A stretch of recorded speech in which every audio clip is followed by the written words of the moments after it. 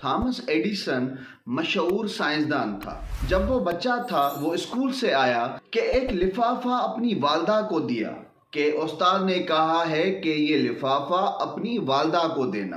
ماں نے کھول کر پڑھا اور اس کی آنکھوں میں آنسو آ گئے۔ اس نے بلند آواز میں پڑھا کہ آپ کا بیٹا جینیس ہے اور یہ اسکول اس کے لیے چھوٹا ہے اور ہم اتنے بڑے استاد نہیں کہ اسے پڑھا سکے، لہٰذا آپ اسے خود پڑھائیں۔ سالوں بعد جب تھامس ایڈیسن مشہور سائنسدان بن گیا تھا تو اس کی والدہ وفات پا گئی تھی۔ وہ اپنے خاندان کے کاغذات میں کچھ ڈھونڈ رہا تھا، وہیں خط ملا۔